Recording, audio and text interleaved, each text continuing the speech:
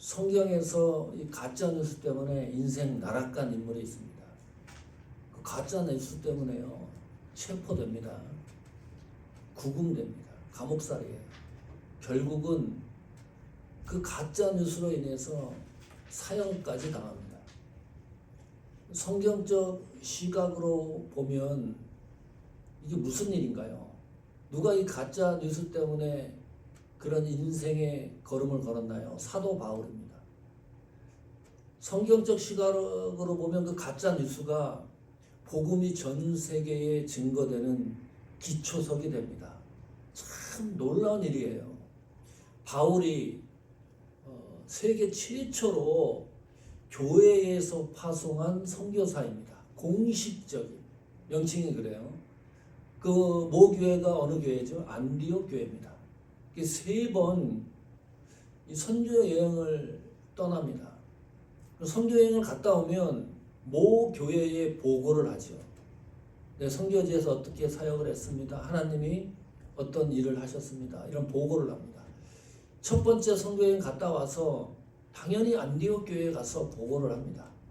두 번째 선교 여행을 다녀와서는 예루살렘으로 들어가요. 그 예루살렘의 지금으로 말하면 총회입니다. 그 예루살렘 총회에 가서 선교 보고를 하고 안디옥 모교회로 가서 다시 선교 보고를 해요. 3차 선교 여행을 다녀와서 예루살렘으로 향해요. 거기에서 선교 보고를 합니다. 그런데 어찌된 일인지 안디옥 모교회로 가지 않습니다. 거기서 종결이 돼요. 선교 보고가. 이유가 뭘까요? 가짜 뉴스 때문에 체포되었기 때문입니다. 이 3차 여행을 끝난 다음에 바울이 예루살렘으로 가서 보고를 하는데, 선교 보고하는데 아주 특별합니다. 1차 선교여행, 2차 선교여행에는 그런 일이 없었어요. 사도행전 20장 22절, 24절에 보면 이런 기록이 있어요. 귀담아 들으시고 읽으셔야 됩니다. 23절에 보면 오직 성령이 각 성에서 내게 증거하여 결박과 환난이 나를 기다린다 하시나. 무슨 말입니까? 예루살렘으로 가면 그 예루살렘에 어떤 일이 일어나느냐? 결박이 뭐예요? 체포된다는 거죠. 환난, 고난이 당신을 기다리고 있다. 누가 사인을 준 거죠? 성령이 바울에게. 이 성령이 바울에게 그런 사인을 줬어요. 22절에 보면 예루살렘으로 가는데 거기서 무슨 일을 만났는지 나는 알지 못하지만 성령의 감동으로 내가 느끼기로는 거기 가면 결박과 환난이 기다린다. 이 바울만 이런 느낌을 받은 것이 아니라 두로에서 제자들도 이런 성령의 감동을 받아요. 제자들도 바울에게 이런 똑같은 이야기를 합니다. 이 예루살렘에 가면 이런 일이 일어날 거다. 그뿐만이 아닙니다. 그 아가보라는 선지자가 있었는데 이 선지자가 예언을 해요. 하나님이 보여주신 게겠죠. 그럼 많은 사람들에게 이 얘기를 공개합니다. 바울이 이번에 예루살렘에 가면 이런 일이 일어날 거다. 그래서 다수 사람들이 바울에게 가시면 안 됩니다. 아니 한두 명이 아니고 선지자가 예언까지 하고 제자들도 성령의 감동으로 이런 성경이 알려주시는데 이거는 가지 말라는 신호입니다. 그거잖아요. 아니 내가 목적지에 가는데 이건 피해 가라는 신호 아닙니까? 그렇게 이해를 해야 되잖아요. 내가 어느 지역을 가는데 나뿐만이 아니고 우리 교회 성도들 주위에 있는 사람들이 나를 위해 기도하는 사람들이 똑같이 이런 성령의 감동을 받았으면 가지 말아야지. 거기 가면 체포되고 고난이 있는데 누가 갑니까 거기를. 가지 말아야지. 그런데 바울이 거기를 가요. 왜 가느냐? 이 바울의 그 이야기를 들어봐야 돼요. 도대체 여러 군데에서 가지 말라고 성령이 감동을 주는데도 불구하고 바울이 가는 이유를 24절에 이렇게 얘기하는 거예요. 이게 설득력이 얼마나 있는지 이 말씀을 읽어보면서 생각을 해보셔야 됩니다. 나의 달려갈 길과 주 예수께 받은 사명 곧 하나님의 은혜의 복음을 증거하는 일을 마치려 하면은 나의 생명을 조금도 귀한 것으로 여기지 아니하노라. 이 말씀이 얼마나 가슴을 칩니까? 여러분 가슴을. 큰 느낌이 없을 거예요. 안 가는 게 맞는데 바울이 이렇게 고백을 해도 사도행전 20장 24절의 말씀에 우리 마음을 치지를 못해요. 왜냐하면 사명입니다.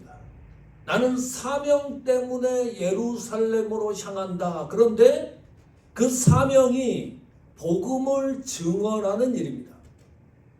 그 복음을 증언하는 일과 내 생명을 따지고 보면 내 생명보다 복음을 증언하는 것이 더 가치가 있다는 거예요.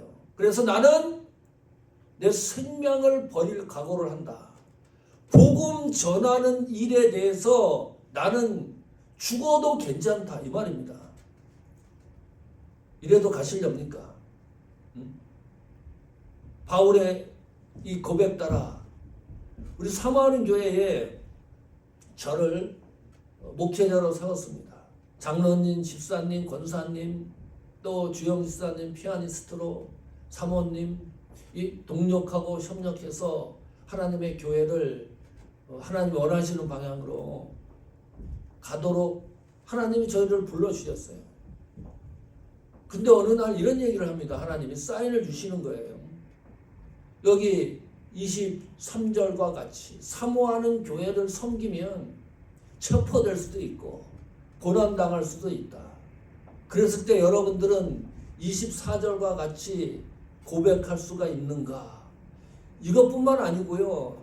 예수님이 나에게 주신 사명을 감당할 때 내 생명과 맞바꿀 수 있는 이런 고백이 가능한가? 다시 말하면 바울은 그 예루살렘으로 가지 아니할 수도 있는데 가는 거예요. 도망가는 것이 아니고 그것을 내려놓는 것도 아니고요. 안 가도 괜찮아요.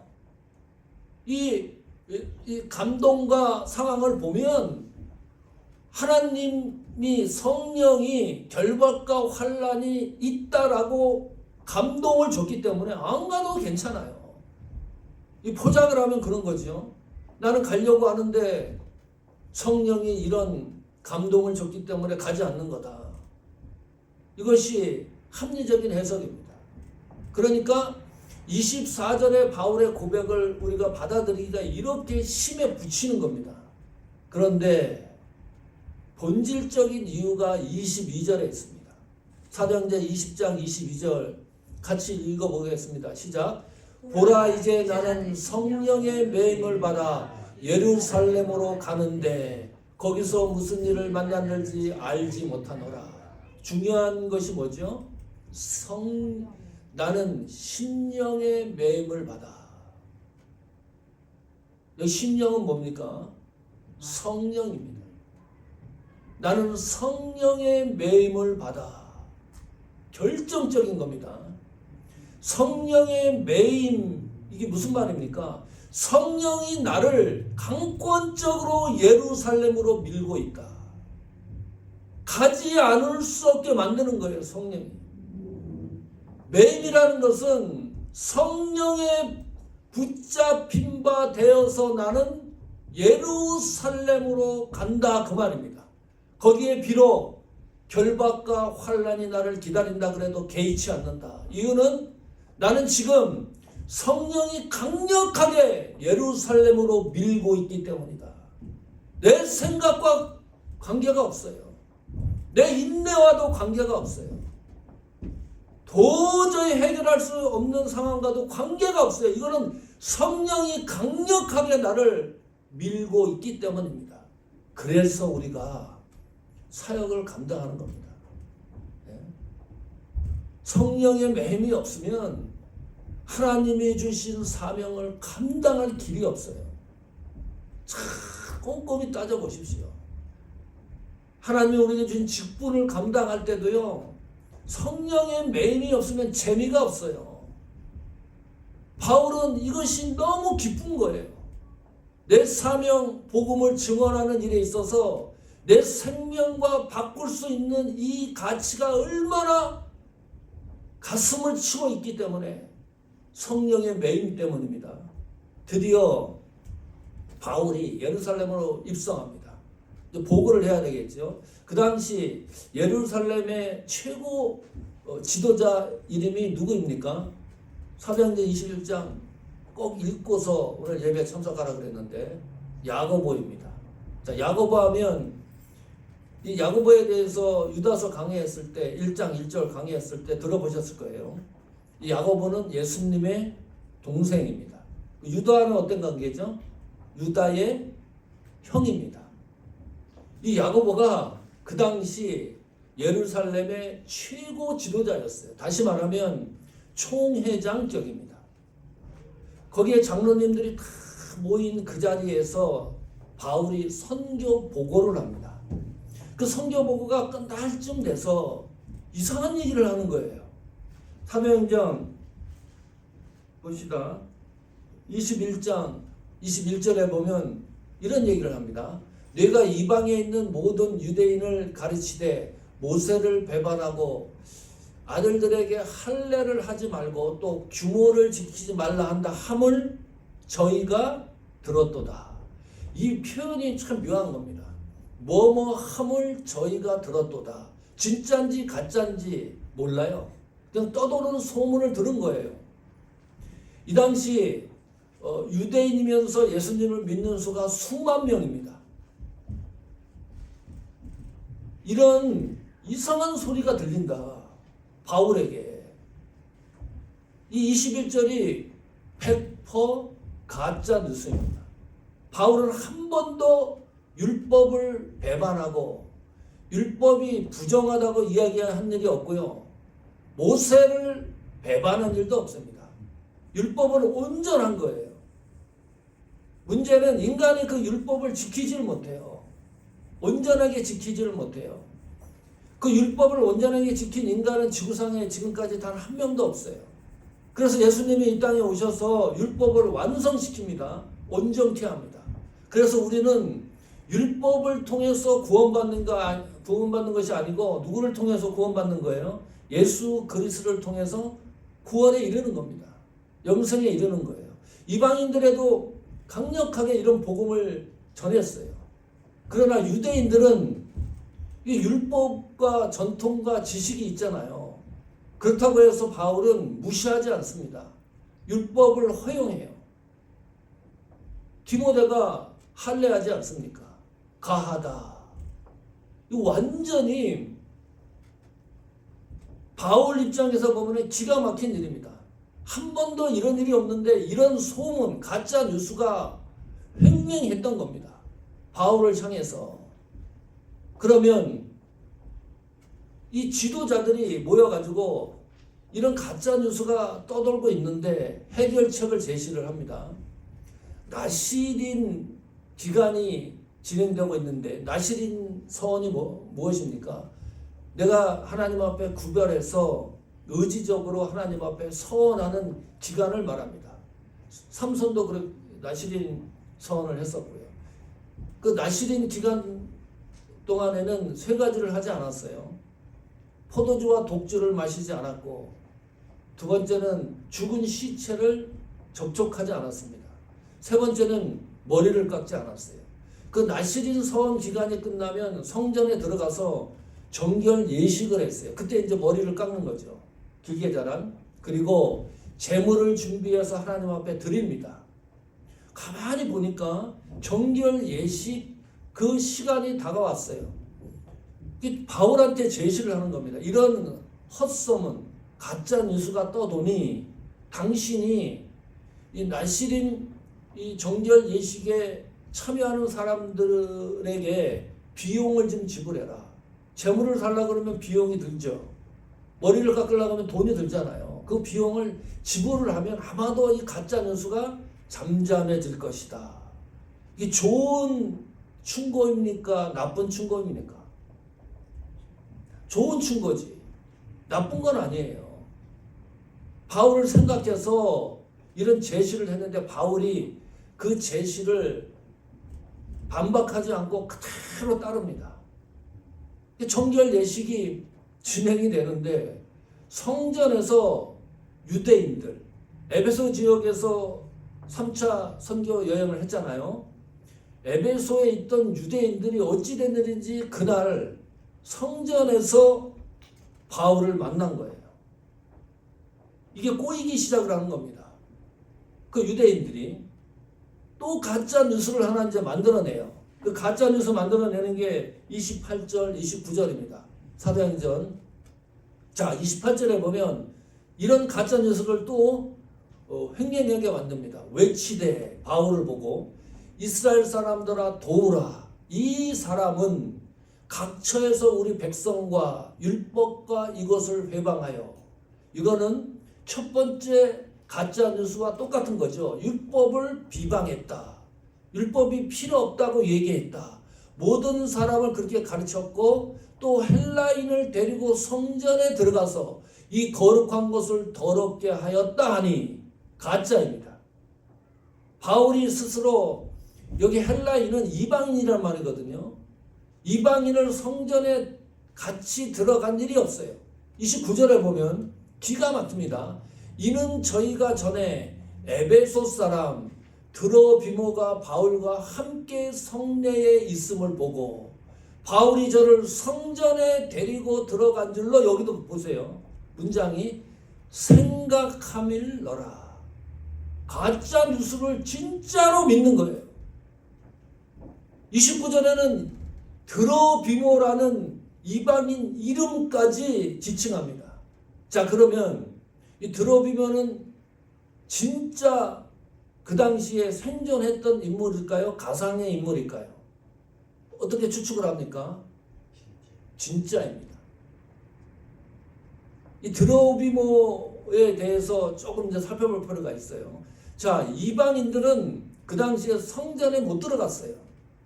그 시대의 관습과 전통에. 그러면 이 성전 앞에요, 뜰을 하나 만들어 놨어요. 이방인의 뜰이라고 해서 거기까지만 가능합니다. 성전 안으로 못 들어갔다니까요. 근데 바울이 성전 안으로 그 이방인을 데리고 왔다는 겁니다. 그 이방인의 뜰에 보면 경고장이 하나 붙어 있습니다. 이 선을 넘으면 당신은 죽을 수도 있다. 그것을 넘어서 사형당하는 사람들도 있었어요. 심각한 상황이에요. 그거를 바울이 허물었다고 하는 거니까요. 또 이름까지 딱 지적을 해가면서 이 드로비모, 생존하는 인물인데 이 드로비모를 바울이 성전에 데리고 간 일이 없어요. 그렇기 때문에 가짜라는 겁니다. 자, 드로비모가 처음 성경에 등장하는 구절이 있습니다. 사도행전 20장 4절에 보시면 아시아까지 함께 가는 자는 베레아 사람 부로의 아들 소바도와 데살로니가 사람 아리스다고와 세군도와 더벳 사람 가이오와 및 디모데와 아시아 사람 뭐라 그럽니까? 두기고와 드로비모라. 여기에 나오는 사도행전 20장 4절의 사람들은 어떤 사람들인가요? 교회의 대표자들입니다. 장로님 직분 정도 되는 분들입니다. 왜 이 바울과 함께 동행하는 건가요? 구제 헌금을 다 모아가지고 교회 대표들이 모여서 예루살렘으로 같이 동행해가는 과정입니다. 그렇다면 이 드로비모는 신앙심이 있었던 인물입니다. 그냥 단순히 교회를 다니는 사람이 아니고 교회의 직분자였어요. 굉장히 믿음이 강한 사람이었습니다. 그리고 또 한 번 드로비모 이름이 등장하는데 우리가 읽었던 사도행전 21장입니다. 가짜 뉴스. 그리고 마지막으로 드로비모가 또 한 번 등장하는 곳이 있습니다. 디모데후서 4장 20절입니다.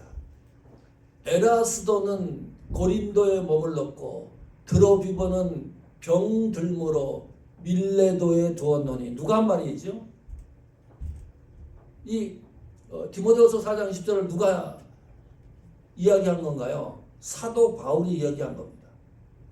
사도 바울이 저작권이 13권이 있습니다. 13권을 썼어요. 신약성경 서신서를. 그 가운데 마지막에 쓴 서신서가 디모데 후서입니다.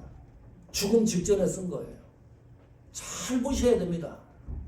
이 성경 말씀의 행간을 잘 느끼고 보셔야 은혜가 폭포수처럼 쏟아져요. 디모데 후서는 몇 장까지 돼 있어요? 4장까지 돼 있어요. 디모데 후서가 마지막 서신서고요. 마지막 챕터에서 바울과 함께 있던 동역자들 이름을 기록해 놓습니다. 그 가운데 하나가 드로비모예요. 저는 이 성경을 읽을 때 너무 감동이 되는 겁니다.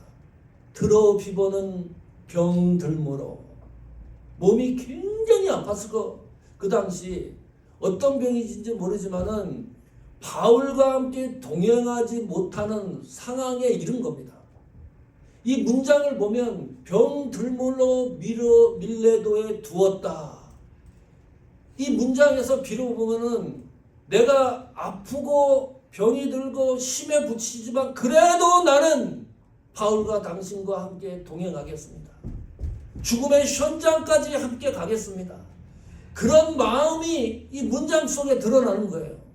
근데 드로비모가 너무 아프니까 바울이 밀레도에 두고 바울은 로마에서 참수형 당하지 않습니까?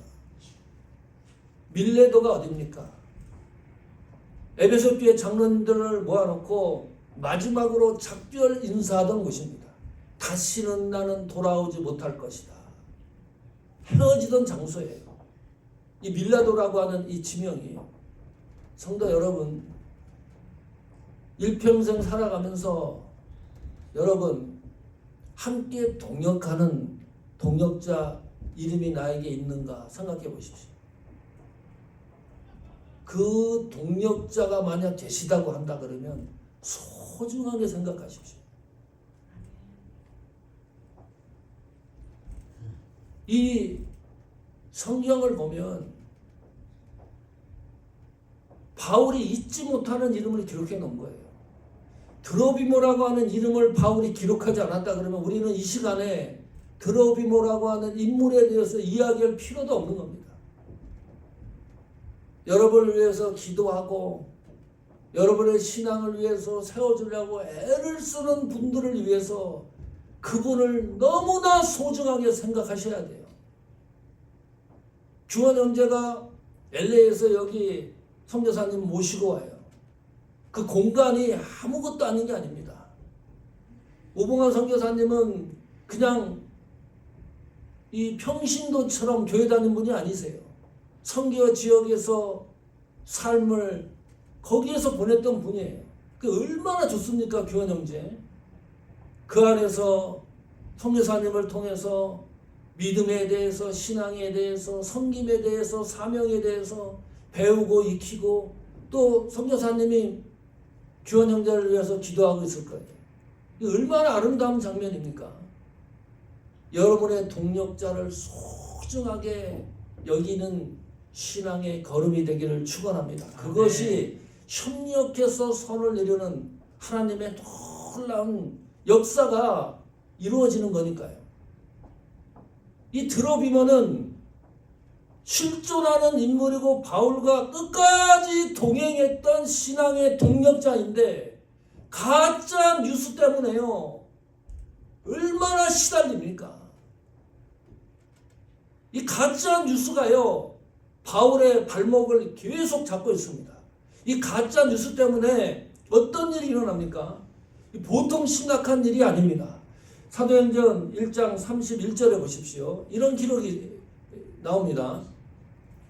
사도행전 21장 31절에 보면 저희가 그를 죽이려 할 때에 온 예루살렘에 요란하다는 소문이 군대 천부장에게 들리니 무슨 말이에요? 이제는 군중이 합심해가지고 바울을 죽이려고 하는 겁니다. 그 가짜 뉴스 때문에. 우리가 지금 살펴봤죠? 다 가짜 뉴스예요. 바울이 죽음을 당할 이유가 없어요. 그 가짜 뉴스로 사람들이 모여가지고 바울을 죽이려고 할 때 이게 그냥 끝나는 게 아니기 때문에 군대가 출동을 합니다. 보통 이 사이즈가 확장된 게 아니에요. 자, 그래서 군대 지휘관 통솔에 의해 가지고 이 문제를 해결을 하는데 들어보는 겁니다. 기가 막힙니다. 34절 보십시오. 무리 가운데 어떤 이는 이 말하고 또 어떤 이는 저 말하고 다 가짜 뉴스예요. 부르직건을 천부장 군대 지휘관이 그 소동을 인해 가지고 실상을 알 수 없을 정도입니다. 너무나 막 사망해서 가짜 뉴스 이야기를 하니까 그를 영문 안으로 데려가라 명하니라. 그래서 바울이 층대에 이를 때에 무리의 포행을 인하여 무리들이 막 밀려오니까 군사들이 바울을 들어가지고 가는 겁니다. 바울이 죽음 직전에 이것을 해결하기 온 군사들이 바울의 생명을 구해요. 체포되는 것이지만 생명이 연장이 됩니다. 참 묘한 게 있어요. 그러면서 바울이 군대 막사로 이제 끌려가는 겁니다. 그러면 왜 거기 지휘관이 쫓아갑니까? 이 천부장은 1000명의 군대를 거느리는 지휘관이에요. 그럼 쫄병을 시켜가지고 이 바울 이상한 사람 막사로 데리고 가라 그러면 되는데 천부장이 지휘관이 바울 곁에서 같이 가는 겁니다. 바울이 이런 얘기합니다. 나에게 한번 기회를 달라. 이 백성들에게 연설할 기회를 한번 주십시오. 그럼 요청을 합니다. 그러니까 이 천부장, 이 지휘관이 이상한 얘기를 해요. 35절 보십시오. 38절. 그러면 내가 이전에 난을 일으켜 4천의 자객을 거느리고 광야로 가던 애굽인이 아니냐. 이 바울과 동일시하는 거. 이런 일이 있었어요. 애굽의 가짜 선지자가 나타나가지고 횡령이 해가지고 똑같은 인물로 가짜 뉴스를 이 군대 지휘관도 믿고 있었던 거예요. 그때 바울이 자기 자신의 신분을 얘기합니다. 그리고 지휘관으로부터 드디어 연설할 기회를 얻어요. 참 놀랍지 않습니까? 그 연설문이 사도행전 22장에 들어있어요. 어떻게 연설하는가를 우리가 살펴봐야 되죠. 이 가짜 뉴스 때문에 하나님이 바울을 어떻게 사용하시는가를 잘 읽어 나가다 보면 보통 은혜가 되는 게 아닙니다. 이 가짜 뉴스가 얼마나 심각한가요? 여러분 혹시 교회 다니면서 가짜 뉴스 때문에 고통당한 적 있나요? 이 교회에서요 가짜 뉴스 때문에 고통당한 성도는요 절대 교회 안 다닙니다. 제가 알고 있는 분도 10년 됐습니다. 교회 안 나갑니다. 아주 말뚝을 박았어요. 교회라고 하면 고개를 흔들어요. 우리가 같이 신앙생활하면서 약한 거 서로 이야기하고 기도해주고 채워주고 세워주고 그래야 되는 거잖아요. 그 약한 것을 가지고 가짜 뉴스를 만들어요. 뒷담화합니다. 한국인들 아주 특징적입니다. 얼마나 뒷담화 잘하는지 몰라요. 네? 그 외국인들 처음에 미국 와가지고 저는 깜짝 놀란 게 있는데 걔네들은요 그냥 뭐 이혼한 얘기 술렁술렁 얘기하고 처음 봤는데도 자기 그 약점 뭐 이런 거 막 얘기를 해요. 이 사고 방식이 그건 개인적인 일이죠. 근데 한국인들은 그 개인적인 것을 갖다가 대중화 시켜버려요. 그래서 사람을 아주 죽여버립니다. 김건모 가수 알죠? 이 무슨 뭐 룸사롱을 갔는데 김건모 가수가 그 룸사롱 여성을 성폭행했다. 이 법원에서 이제 무죄가 나왔어요. 그 기간이 6년입니다. 사람을 벌떼처럼 달려들어갔고요. 아주 박살을 내버립니다. 그 6년의 기간 동안에 아버지 돌아가시고 어머니 돌아가시고 결혼을 했어요. 이혼당하고 지금 이제 TV에 나와서 또 활동을 조금씩 합니다. 이성균, 아주 저도 좋아하는 배우입니다. 마약을 했다. 마약을 했으면 그 개인적인 일이지. 그럼 잘못했으면 벌 받고 그러면 되는 거 아닙니까? 이걸 가지고 집중적으로 대한민국이 들썩입니다. 그걸 감당을 못하니까 자살하잖아요. 죽었어요. 타블로, 이것도 오래전 일입니다. 스탠포드 나온 친구예요. 젊었을 때. 스탠포드 나왔다 그러니까 저거 가짜라는 거, 학력 위조했다. 스탠포드 대학에서 공식적으로 얘기했어요. 이 파블로는 우리 학교의 졸업생이다. 안 믿어. MBC 방송이 아주 답답하니까 취재를 열심히 해갖고 얘기해도 믿지 않아요. 이 가짜 뉴스가 이렇게 심각한 겁니다. 너무나 심각한 거예요. 바울은 이 가짜 뉴스 때문에 복음을 증언하는 일에 있어서요, 얼마나 큰 타격을 입습니까? 그런데 사도행전 21장에 보면 바울은 단 한 번도 거기에 대해서 반박하지 않는다.